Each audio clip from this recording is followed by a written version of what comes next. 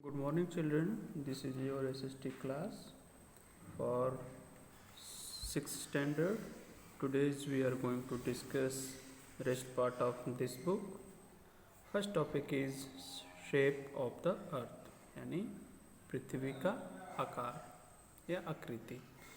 In ancient times, people thought the earth was flat in shape. प्राचीन समय में या प्राचीन काल में लोग सोचते थे कि पृथ्वी चपटी थी. It was first Aristotle and later Copernicus who declared that the earth is a sphere. बाद में पहली बार एरिस्टोटाइल और बाद में कॉपरनिकस उन्होंने यह घोषणा की या डिक्लेयर किया कि पृथ्वी आकार में स्फेरिकल है, यानी कि गोलाकार है. Actually the earth is not a perfect sphere, पर वस्तुतः पृथ्वी पूरी तरह से या परफेक्ट स्फेयर नहीं है, गोला नहीं है. It bulges at the equator and is flat at the poles. यह इक्वेटर पे यानी कि भूमध्य रेखा पे यह थोड़ा सा उभरी हुई है, बल्गज है, and is flat at the poles, जबकि यह पोल्स पे यानी कि ध्रुवों पे चपटी है. Thus, its equatorial diameter is more than its polar diameter.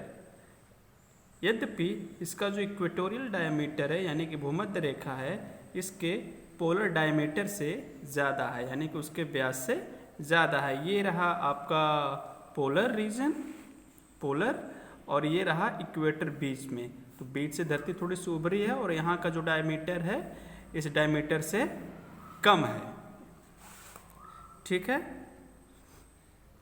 This shape is known as geoid shape, और इस आकार को हम जियोइड शेप के नाम से जानते हैं. जियोइड का मतलब धरती के आकार को ही ये जियोइड इंडिकेट करता है. Various arguments have been given in a favour of the shape of the earth. और कई प्रकार के आर्गुमेंट्स मतलब कि तर्क पृथ्वी के आकार के बारे में दिए जाते हैं.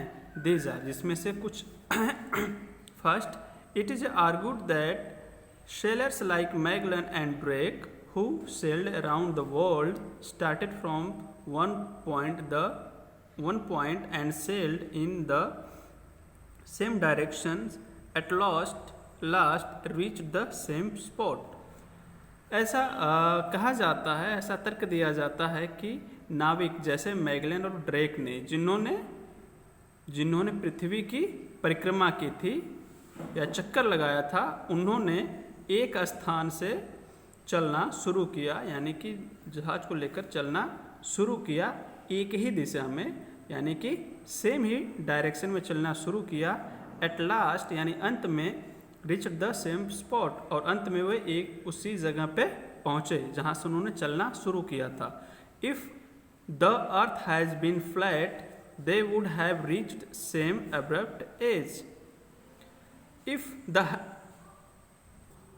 यदि पृथ्वी फ्लैट होती यानी कि चपटी होती, तो वे ऐसे किनारे पे पहुंचते जहां वो किनारा एब्रप्ट होता या ख़त्म होता. Third, if we see the distant horizon from a high peak, it looks circular in shape. दूसरा जो आर्गुमेंट दिया जाता है वो ये कि यदि हम दूर से हॉरिजन की तरफ देखें, क्षितिज की तरफ देखें ऊंचाई पर से, तो यह हमें सर्कुलर शेप में दिखाई देती है, यानी कि कर्व की तरह दिखाई देती है. कर्व कैसा होता है? ऐसा होता है. ठीक है. While standing at the seashore, when we see a ship coming towards the port, जबकि हम समुद्र के तट पे खड़े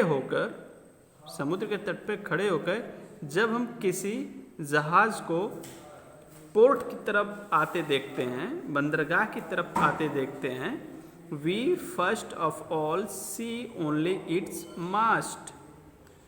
तो हम सबसे पहले इसका मस्तूल देखते हैं, यानी कि ऊपरी जो शिप का जो भाग होता है वो दिखाई देता है, जिसे हम मस्तूल कहते हैं, झंडा.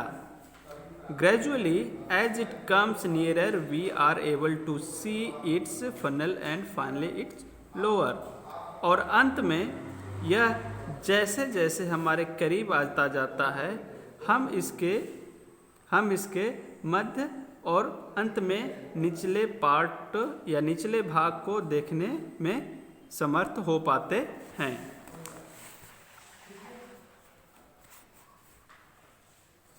ठीक है। If the earth had been flat, we would have seen the whole ship at one side. यदि पृथ्वी पूरी तरह से फ्लैट होती तो हम एक ही नज़र में, एट वन साइड मतलब एक ही नज़र में पूरे जहाज को देख पाते। Last, the pictures of the earth as taken by different astronauts who went into outer space show that the earth is spherical in shape. पृथ्वी के कई सारे फोटोग्राफ्स जो कि अलग अलग अंतरिक्ष यात्रियों द्वारा लिए गए, जो कि आउटर स्पेस में गए हुए थे, दिखाता है कि जो हमारी पृथ्वी है वो स्फेरिकल यानी कि गोलाकार आकृति या आकार की है। Next topic is satellite. The word satellite means attendant और companion। यहाँ सैटेलाइट वर्ड्स का मतलब है कि अटेंडेंट यानी कि सहायक या साथी। A satellite moves around the planet in the same way as a planet moves around the sun। एक सैटेलाइट एक प्लैनेट के चारों तरफ उसी तरह घूमता है, सेम वे उसी तरह घूमता है एज जैसे एक प्लैनेट सूर्य के चारों तरफ चक्कर लगाता है या घूमता है। इन अदर वर्ड्स, दूसरे शब्दों में कहें, while revolving round the planet, जो प्लैनेट जो कि चक्कर उसके तरफ लगाता है, जो कि जबकि प्लैनेट उसके तरफ यानी सूर्य की तरफ चक्कर लगाता है। The satellites also revolve round the sun. तो सैटेलाइट भी उस सूर्य के चारों तरफ चक्कर लगाएगा या लगाता है। Our earth has one satellite which we call moon, while Jupiter has 67 satellites. हमारी पृथ्वी के पास केवल एक ही उपग्रह है जिसे हम चंद्रमा कहते हैं, जबकि जुपिटर के पास या जुपिटर के 67 या 67 सैटेलाइट्स हैं। Mercury and Venus have no satellites.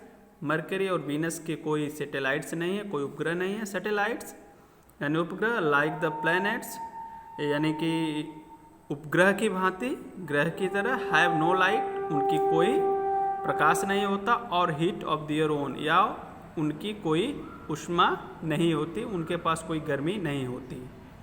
They reflect the light of the sun, वे केवल सूर्य के प्रकाश को रिफ्लेक्ट कर देते हैं यानी परावर्तित कर देते हैं। प्लैनेट्स रिवॉल्व राउंड द सन, ग्रह जो सूर्य के चारों तरफ परिक्रमा करते हैं, while the satellites revolve round the planets, जबकि सैटेलाइट ग्रह के चारों ओर यानी प्लैनेट्स के चारों ओर चक्कर लगाते हैं। अब देखते हैं more to know.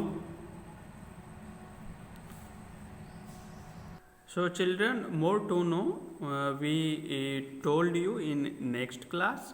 So today is enough. Learn and revise it. Thank you.